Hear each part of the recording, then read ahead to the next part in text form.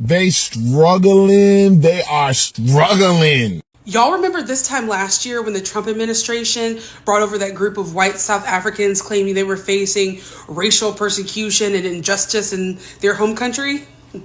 I have an update. Y'all gotta check this out. You may recall last year we reported on the Trump administration's decision to limit the number of refugees entering the United States. That number was set at 7,500, a significant cut from the Biden era.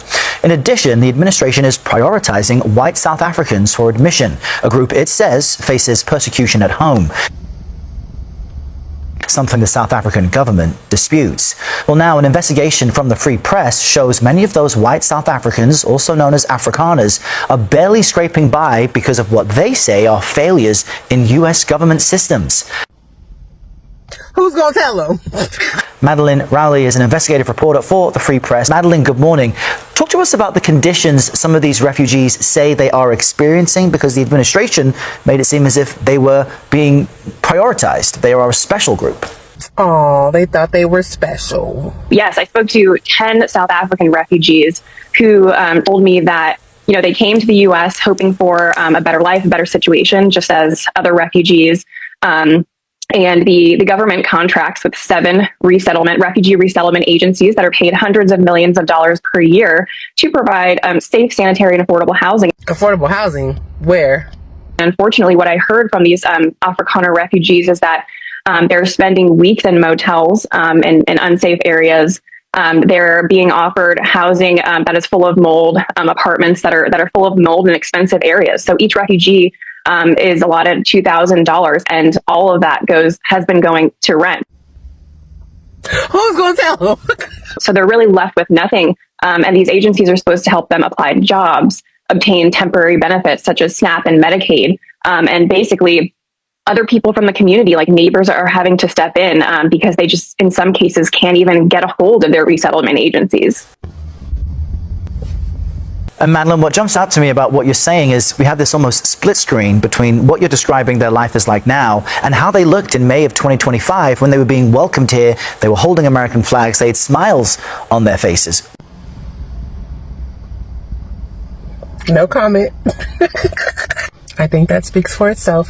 When you asked refugee groups about these issues with the resettlement process, what are they telling you? How common is this?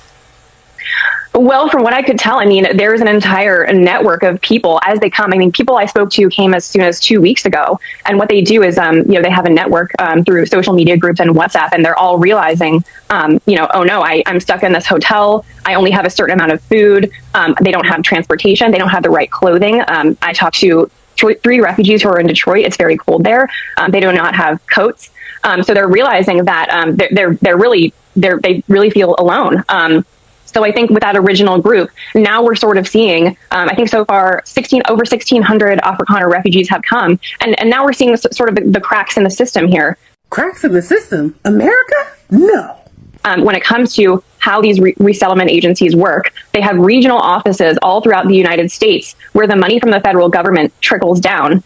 Trickle down? Yeah, good luck on that. Some of them, one refugee resettlement agency, their federal expenditures topped $727 million in fiscal year 2024. So I think we have to ask here, why are these refugees being told there's no budget for food, or there's no other apartments or places to show them that are in safe and sanitary areas? Welcome to the party, hey! Kind of sounds like Americans are footing the bill for some aliens. Why they not out here pick themselves up by their own bootstraps? What do you mean the Afrikaners are struggling in the USA? Getting paid $2,000 a month. They can't make ends meet? I think they need to start picking themselves up by their bootstraps. They need to go back to Europe. We like our whites neat and civilized. These is hillbillies. They need to get their lazy asses up and get a job. They left the Rainbow Nation to come to the melting pot. Smells like apartheid to me. This is America. We speak English, motherfucker. Do you know it? I think if they want to fit into America, I mean, if they want to earn their spot in America, there's a One thing that I came to realize is that people don't learn, right? Because tell me why. A year ago, we had all these Afrikaners. Afrikaners are those white people who came from South Africa. So this is what happened. Mr. Donald Trump went on ahead and said that South Africa is treating these Afrikaners in a bad way, and that is trying to seek them refuge and the oppression, because what Mr. Trump said, because that was oppression to those South Afrikaners, and now he was seeking for them a home, a better place, and he was seeking to change their lives. You see how it's diabolical. But then after a few months, this showed that it could not be sustainable. And how? Because they started going through the same problems the Americans are going through. I don't know how diabolical and how delusional these people are. Do you want to tell me that Mr. Donald Trump himself can't feed his own citizens, but then you want him to take you from your country and come feed you in the United States? It can never happen. So many people, Black Americans, warned you about how this is going to backfire to you, because this caused a lot of resentment. Remember, when these people came into the United States, they started occupying all these small spaces that belonged to Black people, that belonged to white people. And there is a huge backlash that they received. Little did they know that this thing will turn against them. Right now, they are asking for help. They are seeking refuge. But what do they say? Trump lied to us. My question is, weren't you told that this was going to happen? You cannot trust a person that cannot even feed the citizens of its own country. Do you know how what Americans are going through? And you want to tell me that now you're special because you're a white person, yet white people in the United States can't even feed themselves right now. And then you are the special type of, the Trump's friend. And now you think that you're going to get that favor. It ain't going to work that way. It has never worked that way. And so these people are learning the hard way. And they're seeking for help, and they're asking for help, and they're telling people to please help them relocate back to South Africa where they belong, where life was good. And this is a lesson to all of you all. So please let me know what you think about this. And I'm going to let the video play, and then I'll be back. For those watching me for the first time, I'm your host and praise Anti-Agenda Stories. And I just want to say thank you for always tuning in, and subscribe, like, share, so that we can get to talk about all these issues. I'm your host and Anti-Agenda Stories. So until then, let's get into it. I'll be back. cotton plantation right down the road. Well, it turns out the descendants of colonizers in South Africa who fled South Africa alleging persecution for being white, who came to the United States with the alleged welcome of the current president, have been left to fend for themselves. Y'all. So you went out of your way to bring these people from another country and continent to give them a better life here in the United States because they were antagonized and targeted and oppressed and whatever where they came from, and y'all just didn't even hook them up properly. But at the same time, we know this. Anyone who's been paying attention for the past 10 years, and let's be real and beyond, knows this.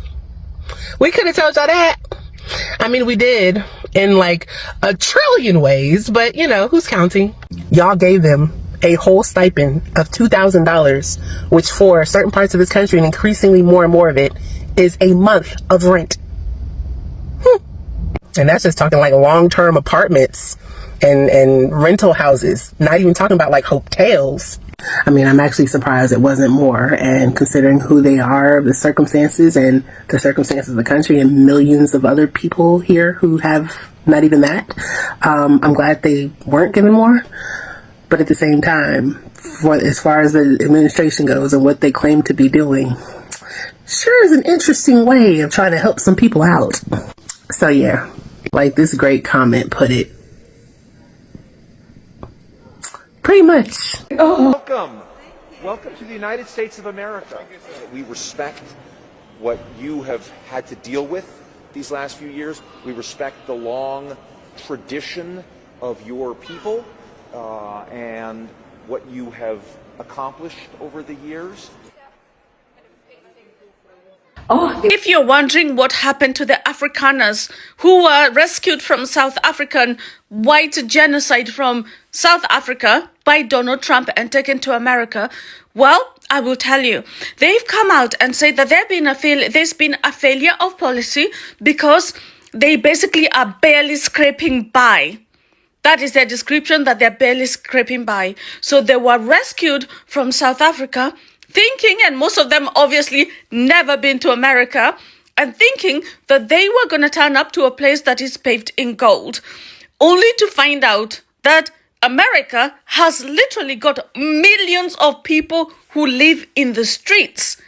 And many people in America, at least 10 million people, actually live in their cars. And these Afrikaners claimed asylum in the United States of America, and now they're saying that there's been a total failure of the rescue because they're not getting by. They're barely scraping by. This is what they say. What do you mean the Afrikaners are struggling in the USA? Getting paid $2,000 a month. They can't make ends meet? I think they need to start picking themselves up by their bootstraps. They need to go back to Europe. We like our whites neat and civilized. These is hillbillies. They need to get their lazy asses up and get a job. They left the Rainbow Nation to come to the melting pot. Smells like apartheid to me. This is America. We speak English, motherfucker. Do you know it? I think if they want to fit into America, if they want to earn their spot in America, there's a cotton plantation right down the road. Well, hello, boys and girls. Do y'all remember all these smiling faces that arrived here about a year ago? Welcome to the United States of America. Well, I remember them. They got off of that plane smiling like they had just landed in Disney World. They thought they was about to come over here and live a life of luxury, zero labor, and all the racism their little hearts can stomach. But they are learning out the hard way that the grass is not always greener on the other side, and racism is expensive than a motherfucker. They can barely pay rent. They don't have the right clothing. They can't afford to buy the right clothing because they're barely affording rent. They barely have food, and most of them are still living out of hotels, which we know is expensive as a motherfucker. They thought they was about to come over here and be the brand new Elon Musk, arriving from South Africa. Okay, I got a good one. Can we talk about the Afrikaners that Trump brought here at the beginning of last year? They've been here for 7 months now. We have 3 of those families planted right here in Detroit. Do you know Trump still got them living in the hotel in the hood with mold growing all in the rooms? They get an allowance of $2,000, yet they're paying rent at the hotels. Now, y'all know it's cold as shit here in Detroit. It's cold. I ain't been outside in 3 days. These motherfuckers come from a tropical weather system where it's sunny and warm all the time. This snow shit, they not used to this shit. How about they got them wearing summer clothes? Trump brought them here on a promise that I will bring you here and give you all the benefits to get you started on your American dream. They're still waiting. They struggling. They are struggling. So the Afrikaners, Elon Musk had Trump bring to the United States because they were being prosecuted, are stating they are having serious issues surviving in the United States. And the only person that can be blamed for this struggle is Trump himself. Trump cut a bunch of funding that Biden set up for refugee programs. And it wasn't just the money that Trump cut, it's also the staff that he cut at refugee offices and other federal offices because of the Doge Department. Elon Musk did this to his own peoples. So these refugees are saying they're only making $2,000 a month, which is barely enough to handle their rent. They're saying the houses they're in are roach infested. They're saying there's a lack of access to refugee support, again, because of Doge cutting all of that support. And they feel very isolated from these programs, and the language barrier is bothering them. So I'm not sure what more can be said about this struggle and why cutting refugee programs and the people physically working in those refugee programs was a bad idea, because even the people he is trying to help, the better immigrants, as they would say in the Trump administration, are now struggling to be here. Y'all have a good day. Well, it turns out the descendants of colonizers in South Africa who fled South Africa alleging persecution for being white, who came to the United States with the alleged welcome of the current president, have been left to fend for themselves. Y'all, it's bad. It's bad. This is from the Free Press. And I quote, "Languishing in cockroach-infested apartments, walking miles to the grocery store for food, and eating just one meal a day to save money. This is life in America for some newly arrived Afrikaner refugees from South Africa." Again, this article is on the Free Press. Apparently, this administration used the Afrikaner plight, championed by that musky man, to bring over these Afrikaners from South Africa to resettle here, essentially be used as a PR photo op. And then they were literally abandoned. These folks were talking about not having any blankets or towels for themselves, being put in motels, and given $2,000 a month. Most of that they spent on rent. Mind you, they came over here with very big promises, allegedly that they would be taken care of. There will be all sorts of benefits for them through this refugee program. Now to turn around mere months later, to find themselves living in squalor. No, I am not laughing at the plight that has befallen them, but it is kind of funny that you allege what has been combated by the South African government, that you are suffering as a white person who is experiencing persecution for being white. And then you come to this country where they're supposed to be trying to make white great again. You pose for the pictures, you do the photo ops, and then the administration literally treats you like garbage. Somebody cue up the Leopard song. Someone cue up the Leopard song right now. Last year, Trump welcomed a bunch of white South Africans to America as refugees in hopes of a better life. And it turns out they're all having a bad time. Welcome to America, guys.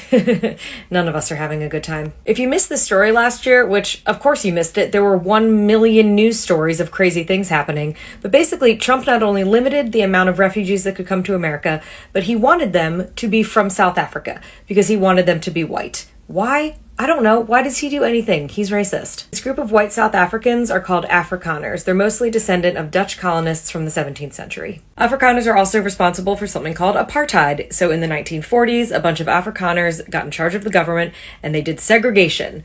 All the white people separated from all the black people to lift themselves up and to the detriment of the black community. Apartheid is over in South Africa, but it does make me think that maybe these Afrikaners wanted to come to America to see if they could start it up again. Trump was like, yes, come to America. We will take care of you.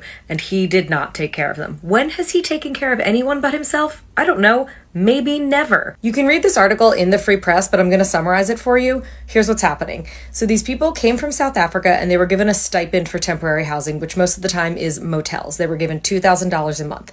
Then they were supposed to move into real housing, but the housing that they're shown is gross. They're like, that's full of mold and it's in an area that feels really dangerous. I don't want to live there. So they go back to these motels and they're using their entire $2,000 a month stipend just for their housing. So they can't afford groceries, a car, coats. Some of them say they are literally freezing because they're in cold areas of the United States, because they have to walk to the grocery store because they can't afford a car, and then they get to the grocery store and can barely afford anything because, like I said, they don't have any money left over. They have been truly abandoned by the government. They say they can't even get the people on the phone from this institution that is supposed to be helping them, multi-million-dollar institution, by the way, just left out in the cold, literally. I feel so bad for them. They are just as abandoned as most of Trump's children. I am not shocked at all that this is what's happening. This is how Trump treats everyone. It's like walking up to a tiger cage, putting your hand in the cage and being like, oh my God, I can't believe the tiger bit my fingers off. Why did he even bring them here if he was just going to completely abandon them? The conspiracy side of me thinks that maybe he just brought a whole bunch of new white families over here so they could look at their kids and see if he wanted to abduct them to the new version of Epstein Island. Let's read some of the comments on the Facebook Afrikaner refugee group and questions that get asked on a daily. Now, I only went through the questions in the last couple of hours, up to maybe a day, but no longer than 2 days. But let's go. This person asked if the Trump administration will pay for a pet to come as well, seeing that they're getting all these freebies, you know. Yeah, we have the victim of the Swartgevaar narrative. Nothing has ever happened to them. However, they are scared of the future. What can they do to get it approved? Then, of course, we have one of the many propaganda posts saying that America is the best country in the world. Amandala. Then, of course, don't forget the biltong spices. And someone had the hard realization how much childcare costs in America because they realized with the entry-level job they cannot afford an au pair or babysitters. I wonder if in that moment they realized the white privilege they have in South Africa. And then a prosecuted refugee wants to know again when they can come back on holiday. This refugee wants to know, with all the debt that they have, can they apply for refugee status? Many people commented they left without paying their debt and taxes. Shh. Da-da-da-dum. Not only is it 2 posts later, but we have the second question in the last 24 hours, when they can go back to South Africa on holiday. I was about to go to bed, but I couldn't wait till tomorrow to make this video because it's very good news. Well, non-good news for the people I'm talking about. But do you guys know what happened to the Afrikaners that claimed there was white genocide in South Africa and hightailed it to America under this administration with the hope that they'd have a better life here, claiming that there's white genocide in South Africa and South Africa's trying to eradicate the white race. All these lies that they told to get here. Listen, it's one thing to come here with dignity. I have no problem people moving here with dignity, but when you're gonna lie about your country and stir up hate and go along with this terrible thing people are saying about South Africa just because you don't like it there, because your white privilege ended with apartheid and you still had privileges but you took it for granted. Do you know what happened to those people?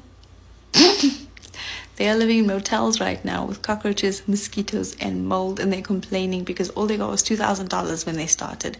They were promised that someone would help them find a job, find housing. Nothing's happening. One guy, the best one I heard, oh my gosh, I was dying when I heard this, is they interviewed an Afrikaner, and I need to look this up to see if it's true, but this is the story, is they interviewed an Afrikaner, and he said he had to wash the car of an African-American man here. So I hope that's true. Oh my gosh, I hope that's true. That would be so delicious. You know why I'm celebrating this karma is because there's people out there that are actually suffering, that are fleeing their countries to just make a life for their families and provide and you know, make sure their kids have a future. And they have to wait forever. And sometimes it goes 10 years before that happens, which is why they end up here undocumented. Not that they're doing anything wrong and killing people and stuff. They're just undocumented because the system failed them. And it's just too much of money and resources. Anyways, these people got the red carpet rolled out for them based on a lie. And now look what's happening. God. That is real God right there, not the nationalists that they are. The real God is acting right now and saying, oh, you want to lie? Yeah, this is the life you're going to have. So, shame. I wish them all the luck, but I guess they can't go back to South Africa if they claim refuge from it, right? I hope not. Gosh, I hope. Oh, that'd be so nice. Oh, You can't make this up. But do you all remember when this administration welcomed 59 white South Africans into the country, talking about they were fleeing from persecution in South Africa for being white, and they allowed these Afrikaners to take a privately chartered jet, because that's what refugees get to do, I guess, come to the United States, and they were met by 2 deputy directors of federal agencies, not just 1, but 2. Well, let me refresh your memory, because I have an update on what's going on with them now. But let's look back at when they were welcomed off their private charter jet. Welcome. Welcome to the United States of America. It is such an honor for us to receive you here today. This is the land of the free, and we know that all of you have faced... I'm Chris Landau. First of all, let me introduce myself. I'm the Deputy Secretary of State of the United States. This is my friend Troy Edgar. Yeah, I'm the Deputy Secretary of Homeland Security. Again, welcome. So great to have you guys here. I know you've gone through a long flight. I cannot believe there are babies and children who are actually so well behaved. This is much better than mine are. So bless you for that. And you know, I think it makes me so happy to see you with our flag in your hands, and that flag symbolizes liberty for so many of us. Yeah, Many of us, our families. Well, that was in May of last year. Let's take a look at what's going on with them today. It couldn't have happened to some better people. Welcome back. You may recall last year we reported on the Trump administration's decision to limit the number of refugees entering the United States. That number was set at 7,500, a significant cut from the Biden era. In addition, the administration is prioritizing white South Africans for admission, a group it says faces persecution at home, something the South African government disputes. Well, now an investigation from the Free Press shows many of those white South Africans, also known as Afrikaners, are barely scraping by because of what they say are failures in U.S. government systems. Madeline Rowley is an investigative reporter for the Free Press, and she joins us now from Virginia to talk about this. And we should note the Free Press and CBS News share a parent company in Paramount Skydance. Madeline, good morning. Talk to us about the conditions some of these refugees say they are experiencing, because the administration made it seem as if they were being prioritized. They are a special group. Good morning. Thanks so much for having me on. Yes, I spoke to 10 South African refugees who told me that, you know, they came to the U.S. hoping for a better life, a better situation, just as other refugees. And the government contracts with 7 refugee resettlement agencies that are paid hundreds of millions of dollars per year to provide safe, sanitary, and affordable housing. And unfortunately, what I heard from these Afrikaner refugees is that they're spending weeks in motels in unsafe areas. They're being offered housing that is full of mold, apartments that are full of mold in expensive areas. So each refugee is allotted $2,000, and all of that has been going to rent. So they're really left with nothing. And these agencies are supposed to help them apply to jobs, obtain temporary benefits such as SNAP and Medicaid, and basically other people from the community, like neighbors, are having to step in because they just, in some cases, can't even get a hold of their resettlement agencies. And Madeline, what jumps out to me about what you're saying is we have this almost split screen between what you're describing their life is like now and how they looked in May of 2025 when they were being welcomed here. They were holding American flags. They had smiles on their faces. When you asked refugee groups about these issues with the resettlement process, what are they telling you? How common is this? Well, from what I could tell, I mean, there is an entire network of people as they come. I mean, people I spoke to came as soon as 2 weeks ago. And what they do is, they have a network through social media groups and WhatsApp, and they're all realizing, oh no, I'm stuck in this hotel. I only have a certain amount of food. They don't have transportation. They don't have the right clothing. I talked to 3 refugees who are in Detroit. It's very cold there. They do not have coats. So they're realizing that they really feel alone. So I think with that original group, now we're sort of seeing, I think so far, over 1,600 Afrikaner refugees have come. And now we're seeing sort of the cracks in the system here when it comes to how these resettlement agencies work. They have regional offices all throughout the United States where the money from the federal government trickles down. Some of them, one refugee resettlement agency, their federal expenditures topped $727 million in fiscal year 2024. So I think we have to ask here, why are these refugees being told there's no budget for food, or there's no other apartments or places to show them that are in safe and sanitary areas? So, Madeline, in our last few moments, what are these resettlement groups telling you? And are other refugee groups expressing the same amount of challenges? Well, I mean, I think that's one of the questions that my reporting for the Free Press raises. I spoke to the neighbor of one Afrikaner family who was resettled in North Carolina. And the neighbor told me, she's been helping this family. She gave them air mattresses, pillows. She spent $300 of her own money to help this family. And she told me that previously there was a family from Afghanistan, a refugee family from Afghanistan, who was living in this rental home, and they experienced the same challenges. So I think this really raises the question. The majority of Afrikaners, a lot of Afrikaners do speak English. It's not their first language, and not all of them here speak English. But I think this raises the question as to whether or not other refugees that are going through this refugee resettlement system are experiencing the same thing. And this is sort of the first time that we're hearing about it. And we did just show a statement from the Office of Refugee Resettlement saying every effort is made to provide them with safe and sanitary housing. Madeline, we appreciate your reporting, putting a spotlight on this, and we thank you for joining us this morning. This couldn't have happened to a group of better people. And the most interesting thing that I didn't know, that I learned from that reporting, was they have snuck 1,600 more of these South African Afrikaners fleeing from a lie of persecution in South Africa. Yeah, sounds about right. But I don't hear any outrage from these maggots and racists and bigots talking about they're getting $2,000 a month. They're being put on welfare so they can have medical and yada, yada, yada. I don't hear any of that from those anti-immigrant groups that are always talking about immigrants just being allowed to breathe in the United States. Like I said, couldn't have happened to a better group. Yep, I guess their usefulness has run its course.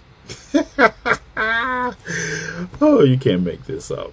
But I'm going to enjoy the laugh all the way. South African Afrikaners, refugees in America, they are facing a tremendous challenges in America, where they have to pay for the motels and the hotels. They have to pay for transportation. And everything in America is very expensive. And now they are accusing the government of America by ignoring them, maladministration. They feel like they are not welcomed in America. And those people, Afrikaners, they must know that crime in South Africa doesn't know the color of the skin. We as the black people, we are also the victims of crime.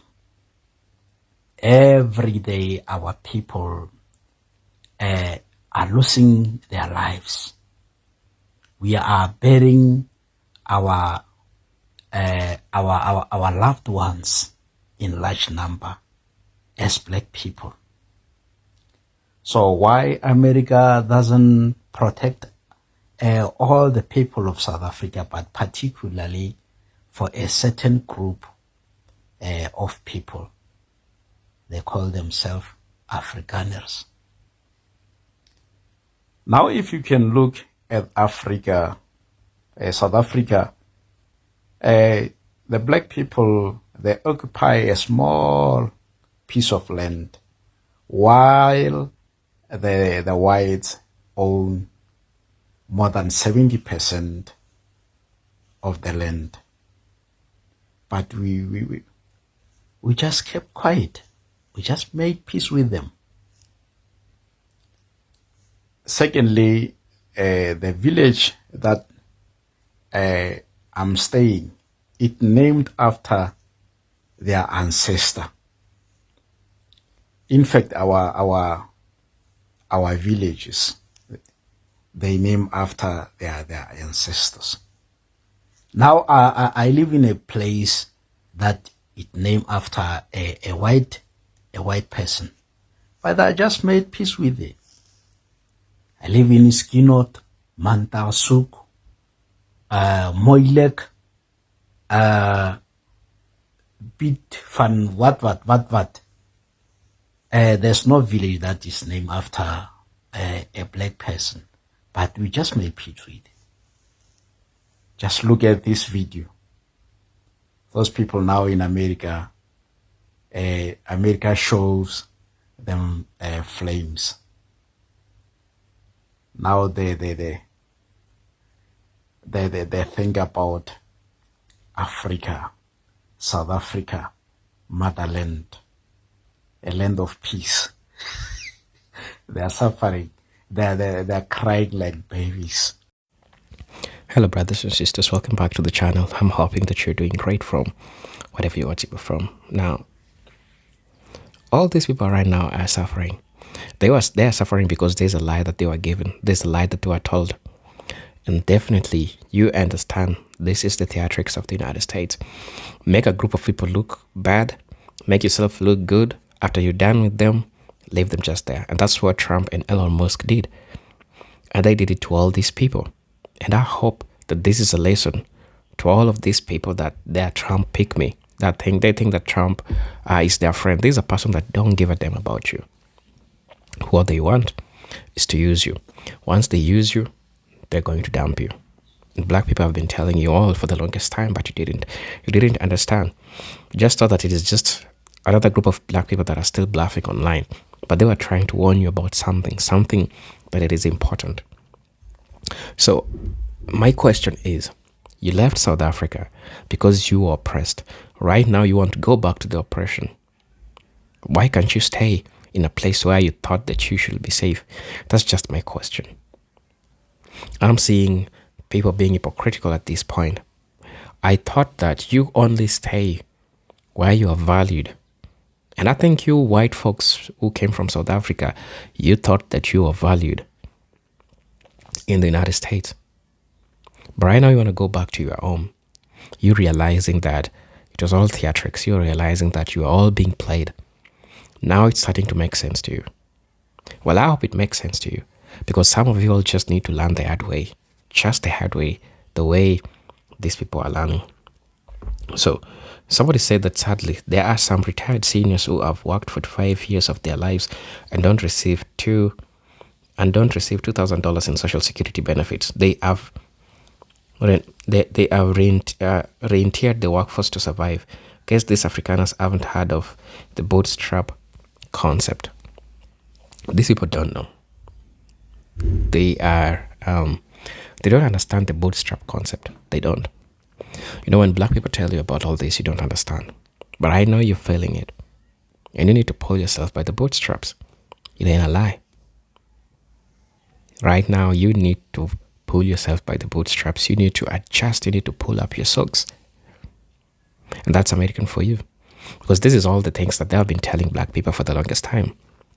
They have been telling black Americans to pull themselves by the bootstraps. The same logic, the same narrative, the same thing that is going on right now, and the same thing that we are saying. Another day to remind you that racism is expensive. And that's how you pay for it. When you think that you are better than the people that you found in that country, and now since you're a white person, you think that you're going to run the show. Ask white folks who are in the United States right now. They can even start crying when you talk. They can get emotional when they start talking about Trump, because they have been. There are this group of people that they have just had Mr. Donald Trump firsthand. Ask them white folks who have lived in the United States. You know, you don't know. You just came from South Africa and, oh, Trump is just fighting for us. We are going to the land of milk and honey. Everything will be okay. God damn. Pull yourself by the bootstraps. Yep. Pull yourself by the bootstraps. Somebody said that I find it ironic that one of the complaints from South Africans is that they don't want to speak English all the time. They want to speak their own Dutch language. Isn't it a mega talking point that immigrants have to speak English when they come to America? You want to retain your Dutch. You want to be more whitenized. You need to speak English. It's crazy. 2K a month. I get 1K on disability because of effing cancer. And I have to make that work for my family. And I'm a pricey area on the East Coast. Cry me a freaking river.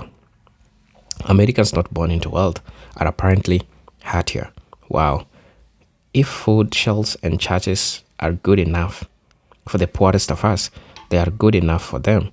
And they need to make it work. Good luck to them. I guess, lol, at least they don't have to sleep under a bridge. It's crazy. Right? It's really crazy. Somebody said that Elon Musk should share his wealth with the so-called persecuted brothers who claim the land in South Africa belongs to them, or why not to go back to their other brothers and sisters in Netherlands. So if they were treated so bad, why is the proof? I need to see some pictures and videos and not AI generated ones. Also, they better not try to go back since they were living due to their lives being endangered, because then their awful lies will really be exposed to the world. This is just all lies. And you all knew it. It was all lies. But now the lies have to be exposed and everyone will know the lies and everything that's going on. So when the reality is, they get to know the truth of what's really happening. So I really don't know. Please let me know what you think about this. As you know, I'm your host and prey, Zentage Tech Stories. But until then, let me see you on my next video. Peace, love, and harmony. Salute.